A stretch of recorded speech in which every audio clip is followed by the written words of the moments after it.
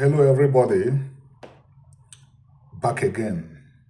And today, the discussion is still about land, Anna. But land, both in Igbo land and in ancient Israel.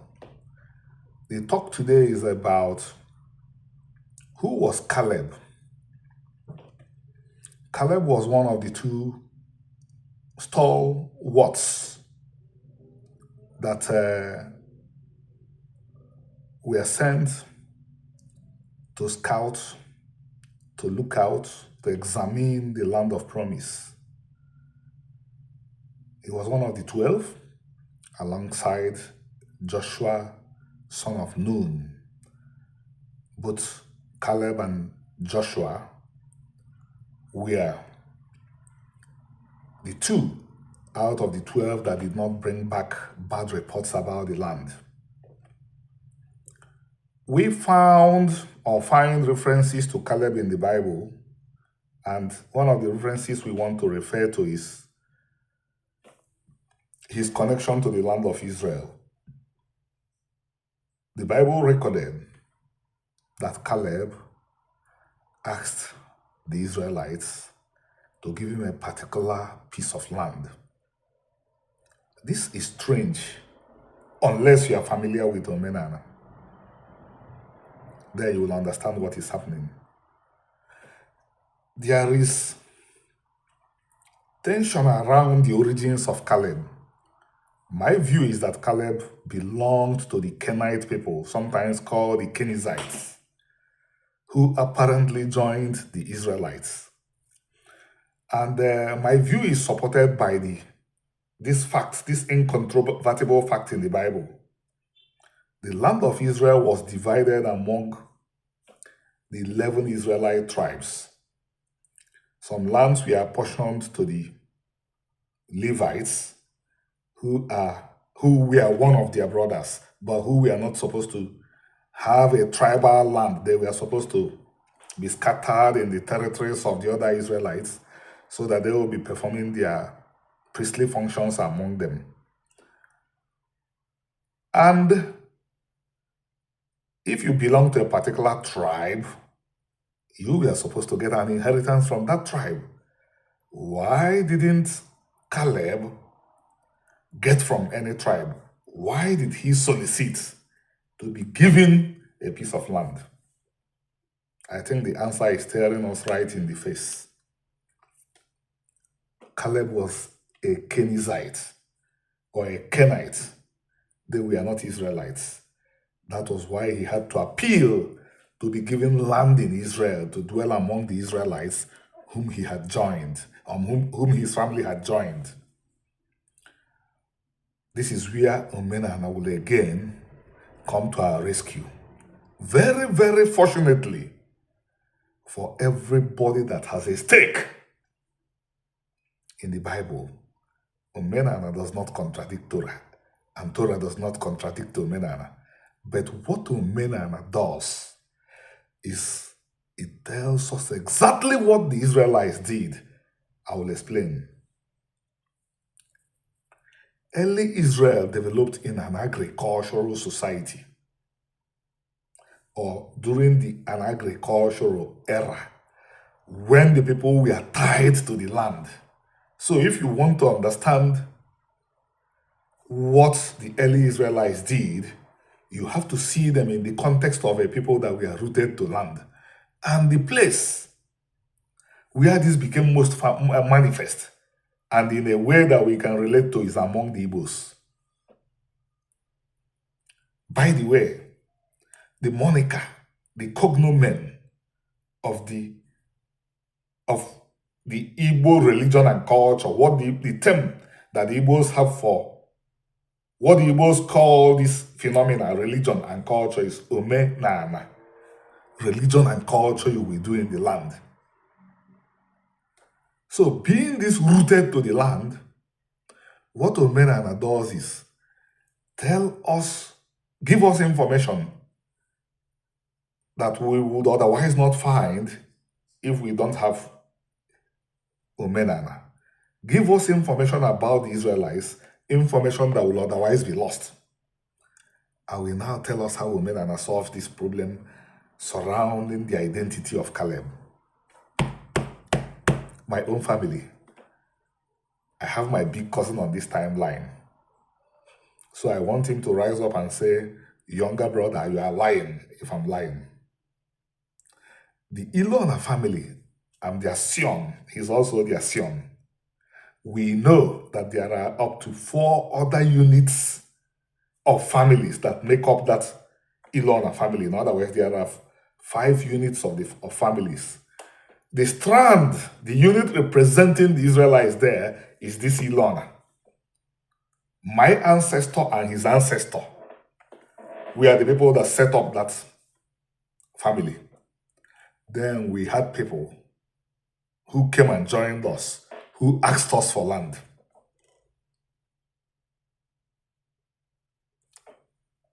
This parallelizes exactly what you find in Israel. I repeat what I said. There are 5 families that make up this Ilona family. People can refer to them as Omu Ilona, children of Ilona, but they did not come from the loins of Ilona and Udoji, his father. They didn't come from those loins. But how did they become part of the Ilona? At different times in history, circumstances forced them to come to us, and we gave them land, and they dwelled among us.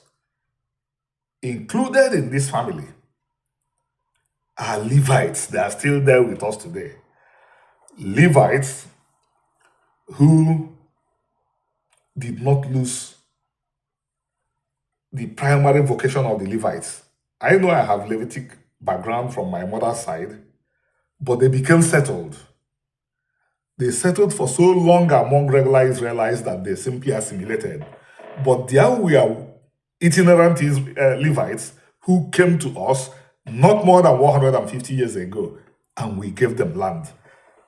In a very broad sense, they could be called Ilona, but they did not issue from the loins of Ilona. So they have their own lineage. That's very, very likely, more than probably, how Caleb became one of the Israelites.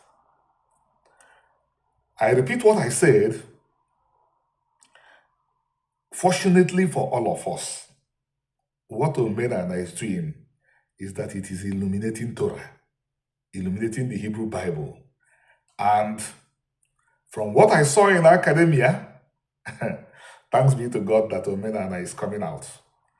Because if Omenana is not here, with time, humanity is nihilistic. Humanity will take this Hebrew Bible and throw it away. People have already begun to claim that they saw evidence that cannabis was smoked or was utilized in Israelite places of worship. Again, Omenana says no.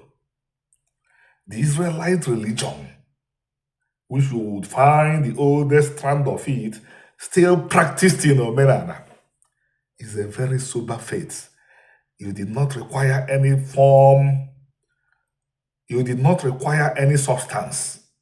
When you wake up in the morning, you do your ablution, you sit down, wash your hands, talk to the Almighty Chukwu. But when people have been disconnected from this religion, they can say all sorts of things. I've told people that cared to listen, unless cannabis does not have the kind of effect it has today, there is no way it would have featured in the Israelite religion. And if we want to know if it could have featured, if it has the qualities that it has today, let us look at what the Israelites produced in terms of alcoholic beverages. No less a person than Dr. Daniel Lees, Swiss-Israeli anthropologist, concurs with me that the Israelites produced only palm wine, no hard liquor. People that did not make hard liquor will not use things that will make them high to worship. Again, nobody should feel threatened. What God has enabled humanity to see today is that Hebrew Bible that people are gradually beginning to see as a tale fit for the midnight tale, that it is something that happened. I mean, that it is a book that tells us about things that happened, things that we can relate to, and yet a book that records man's interactions with the ultimate, with the supreme being, with the Lord Chukwu. In other words, it is the book of God, and the book of God that we can relate to, that we can touch, that we can say all the stories we read about in it could actually have happened. They are not myths. That's what Omenana is bringing to the table. I know this will not be appreciated. Because the Omenana is coming from the branch of humanity that people have been shaped to think that they don't have any story worth telling. But the ways of God are not the ways of man. If man was to choose, David would not have been king in Israel. He was the youngest. He was the smallest. Likewise, if man was to make the choice, he's not going to. Omenana will not be preserved among a people that we have grown to despise, to construct into languages that denigrate them. But we are not God. God makes his choice, and at the right time, he will settle everybody. Everybody will take their place. Have a beautiful day.